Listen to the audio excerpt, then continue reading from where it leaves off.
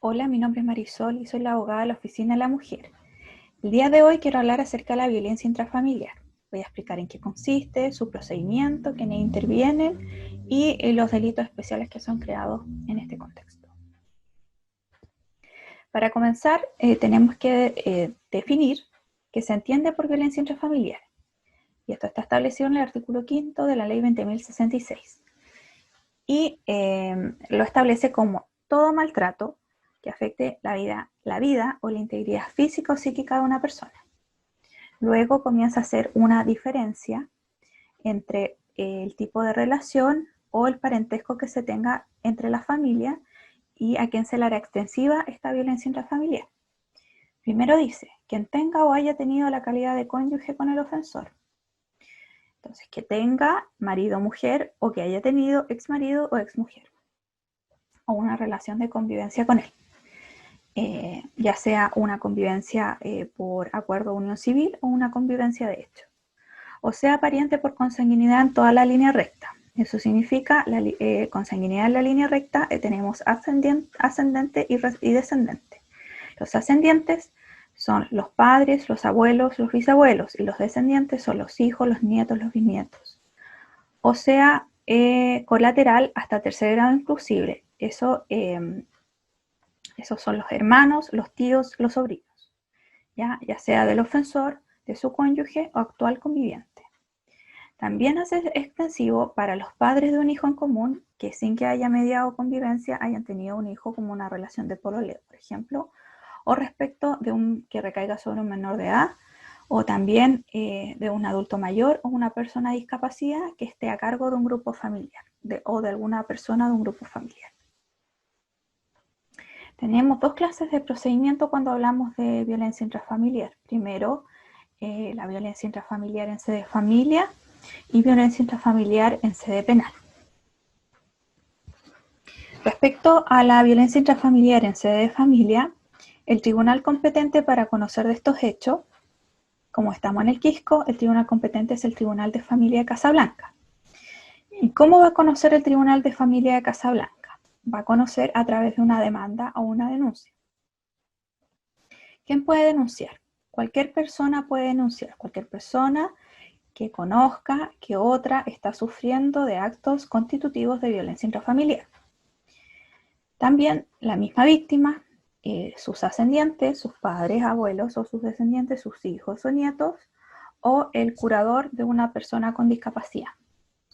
O una demanda,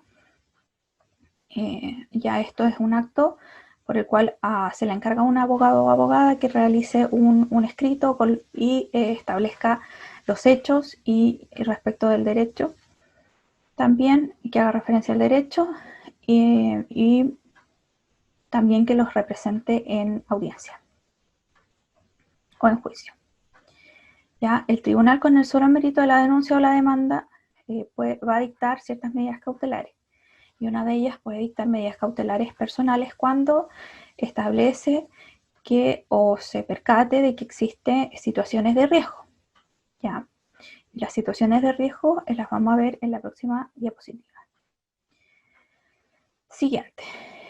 Fija audiencia dentro de los 10 días y fija audiencia preparatoria. Hasta este procedimiento es un procedimiento sin mayores formalidades, por lo tanto, las partes pueden ir sin representación de un letrado. ¿Ya? Sin embargo, si uno de ellos llega, se va a suspender la audiencia y se le va a instar a la otra parte a que pueda ser representado por un abogado y que si se celebra la próxima audiencia y él llega sin abogado, se entiende que renuncia a ese derecho. Y la audiencia y el procedimiento va a seguir normalmente. ¿Qué se hace en esa primera audiencia? Primero, ratificamos los hechos de la denuncia o la demanda. Segundo, vamos a ofrecer la prueba que acredite los hechos que estamos denunciando o demandando. ¿Ya? Y esos hechos pueden ser acreditados a través de documentos, a través de testigos, a través de la declaración de las partes, a través de pruebas periciales o informes y también como en otros medios de prueba, como pueden ser algún video, alguna conversación por algún medio tecnológico. ¿Ya? Como segundo, en esa misma audiencia va a citar audiencia de juicio. En la audiencia de juicio, ¿qué se hace? Toda la prueba que yo ofrecí en la audiencia preparatoria la tengo que rendir. Por lo tanto, tengo que recabar todos los documentos y los testigos los tengo que presentar a la audiencia. Aquí puse una SCDS, que significa suspensión condicional de la dictación de la sentencia. Y corresponde cuando el denunciado o demandado reconoce los hechos establecidos en la denuncia o la demanda y el tribunal estima que esa situación no se va a volver a repetir. El juez también tiene que determinar que existan ciertos requisitos especiales para resguardar a la víctima y él llegará al convencimiento que esos hechos no se van a seguir provocando. Y también se le impone una condición que por lo general es una terapia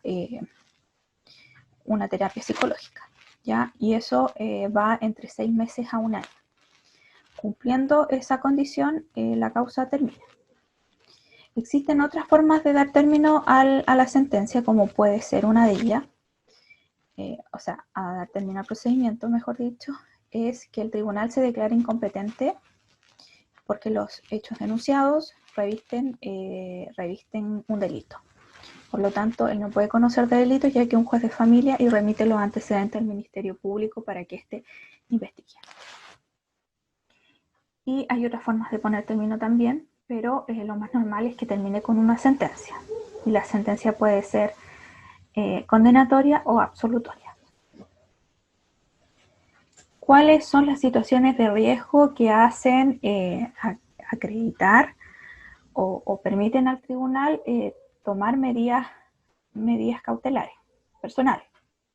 Primero es que haya precedido intimidación de causar daño por parte del ofensor, antecedentes de drogadicción o alcoholismo, una o más denuncias por violencia intrafamiliar, condenas previas por violencia intrafamiliar, o que existan procesos pendientes o condenas previas también, pero por delitos en contra de las personas.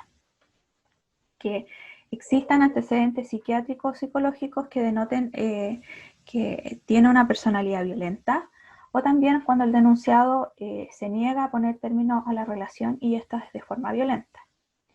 Cuando la víctima se encuentra embarazada o tenga alguna discapacidad o que la haya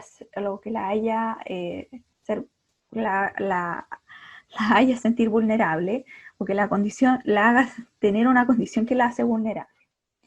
¿Ya? También sucede cuando un adulto mayor que es poseedor o dueño de una casa llega a la familia y a él lo remiten a un lugar menor, a un dormitorio más pequeño, por ejemplo, o se le prohíba el desplazamiento de ciertas partes de su propia casa. En caso de ser sancionada esta persona, ¿ya? Y atendida a la gravedad, o sea, es declarada culpable, se va a sancionar con una multa que va de media a 15 unidades tributarias mensuales y este dinero es a beneficio fiscal, ¿ya? Y eso se van a los centros de atención de víctimas por violencia intrafamiliar. También el tribunal deberá enviar la sentencia condenatoria al registro civil para que éste haga la anotación respectiva en los antecedentes. Y también va a estar afecto a ciertas medidas accesorias, ¿como cuáles? Primero y la más gravosa es hacer abandono del hogar común y también la prohibición de acercarse a la víctima, a su domicilio, a su lugar de estudio, a su trabajo o al lugar que habitualmente concurra. Si ambas partes, víctima y victimario, trabajan en el mismo lugar, el tribunal informará al empleador para que éste tome medidas para evitar que existan represalias en contra de la víctima. Si la persona, el agresor, maneja armas, se le prohíbe el porte y la tenencia de armas y en algunos casos el comiso. Y la más común, como dije anteriormente, es la asistencia obligatoria a programas terapéuticos o de orientación familiar, ¿ya? Y esto normalmente se realiza cuando existen hijos en común, ¿ya? Y esto es porque por lo general las personas van a tener que seguirse viendo, por lo tanto hay que procurar tener la mejor relación posible. Y una de ellas es que la persona que sea agresora es porque está enferma seguramente y tiene que reasignar ciertos procesos internos. Y la obligación de presentarse a una unidad policial.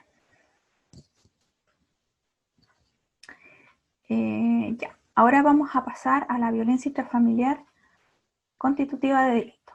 ¿Ya?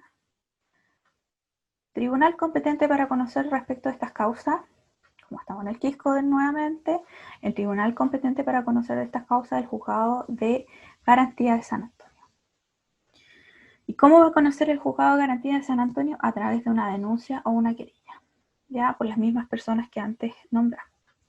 La querella es el símil a una demanda en familia, pero en materia penal se denomina querella. También puede conocer el tribunal de familia el tribunal de garantía, cuando el tribunal de familia se declaró incompetente y le derivó los antecedentes al Ministerio Público, que es el ente que investiga, que realiza la investigación a través de las policías. Entonces, con el solo mérito de la denuncia o la querella puede conceder medidas cautelares. Ahora, si una persona es detenida en flagrancia cometiendo un delito, por ejemplo, de lesiones, amenazas, de homicidio frustrado a lo mejor, en la etapa de investigación no iría aquí, sino que aquí iría control de la detención, ¿ya? Y aquí se puede o no formalizar, y ocurriendo la formalización, aquí estaría esa etapa de investigación. La etapa de investigación, ¿en qué consiste? A grandes rasgos es que el Ministerio Público, a través de las policías, lleva la investigación y recaba todos los antecedentes que acrediten la participación de la persona a quien se está denunciando en esta etapa. ¿Ya? La formalización consiste en la comunicación que le hace el fiscal a una determinada persona de que se le está investigando por determinado delito. Aquí se puede fijar tiempo de investigación. Si el Ministerio Público reúne todos los antecedentes, ¿ya?, que acrediten la participación de la persona, se produce la acusación. Esto todo a grandes rasgos, porque este esquema lo hice con hitos, ¿ya? No es necesario que sea así siempre, y también depende de la pena asignada al delito, es qué procedimiento se va a ocupar. La acusación, ¿en qué va a consistir? En donde el fiscal le dice: usted, señor tanto, el día tanto, cometió estos hechos y estos hechos constituyen el delito tanto. ¿Ya? Entonces ahí el tribunal fijará una audiencia para la audiencia de preparación del juicio oral, que tiene casi la misma idea de la audiencia preparatoria en familia, que es ofrecer la prueba al tribunal para que después se rinda en la audiencia de juicio. ¿Ya? Terminada la audiencia de juicio, existen alegatos y otras cosas, el tribunal puede llegar a un veredicto de condena o absolución, ¿ya? Y puede llegar a la sentencia, o sea, llega dando un veredicto, existe una sentencia, y la sentencia es el razonamiento jurídico que hace el tribunal, ya sea el juzgado garantido o el tribunal oral en lo penal, respecto de cómo llegó a la convicción, más allá de una duda razonable, que esa persona es condenada o absuelta. Como dije, esto va a depender, porque existen otro tipo de procedimientos. Existe un procedimiento simplificado que va a tener como casi la misma idea, también un procedimiento abreviado, que cada procedimiento tiene sus reglas, pero por lo general, y hay otras etapas también que son más formales o técnicas, que no es necesario saberlo, pero esto como para tener una idea o un plano general. Existen ciertos delitos especiales en contexto de violencia intrafamiliar, ¿ya? El primero que encontramos es el delito de maltrato habitual, que es el ejercicio habitual de una violencia física o psíquica, ¿ya? Esta es distinta a la violencia intrafamiliar en familia, ya que la habitualidad se tiene que ver al número de actos ejecutados y el tiempo, que tiene que ser en un tiempo acotado. En cambio, la VIG en familia son hechos aislados. Por ejemplo, que la traten mal, que la griten, se amarren, eso que no constituya un delito. Para que ocurra esto, tenemos que atender a las personas que vimos en el artículo 5 al principio de las láminas, que tengan esa relación o el parentesco. También respecto de que ese maltrato sea de tal envergadura que afecte de una forma considerable la psiquis o físicamente una persona. Y también que se da en un plano de desigualdad con el agresor y la víctima. También hay que decir que el delito del maltrato habitual este se va a utilizar cuando no exista otro delito de mayor gravedad, ¿ya?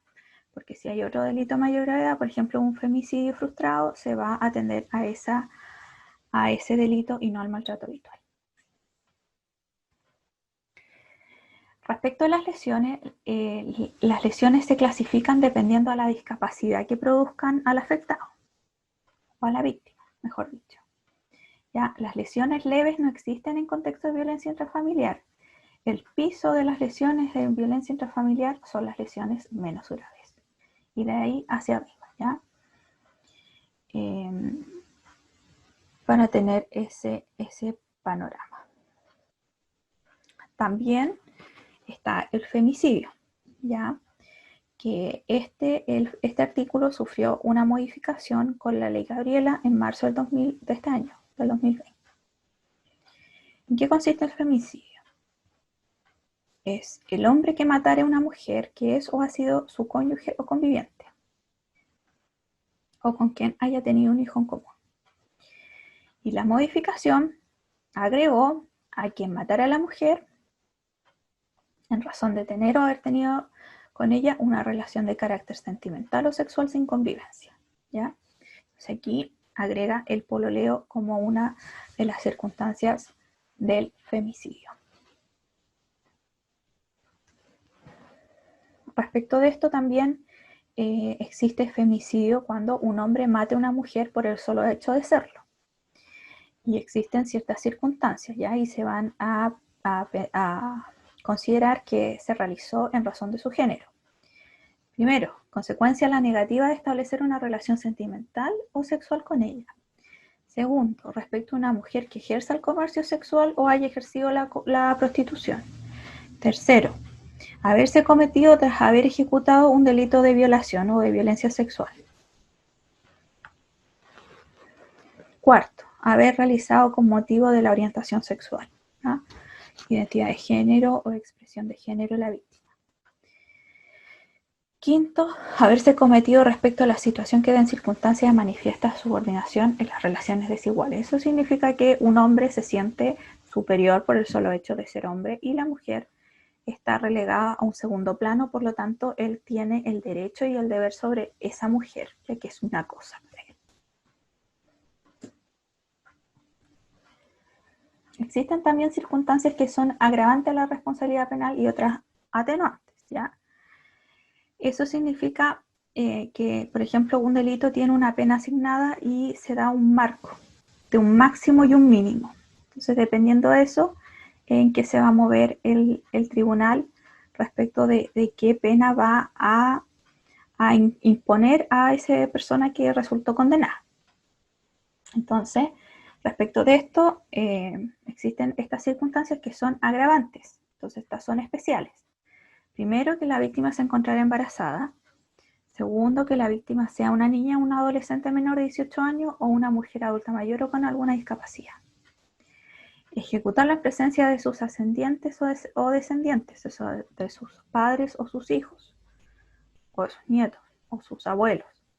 y ejecutarlo en contexto de violencia física, psicológica, habitual en que del hechor en contra de la víctima, que ejerza maltrato habitual. Y también existe una circunstancia que antes se podía alegar como atenuante, o sea que atenuaba la responsabilidad penal, y esa estaba en el artículo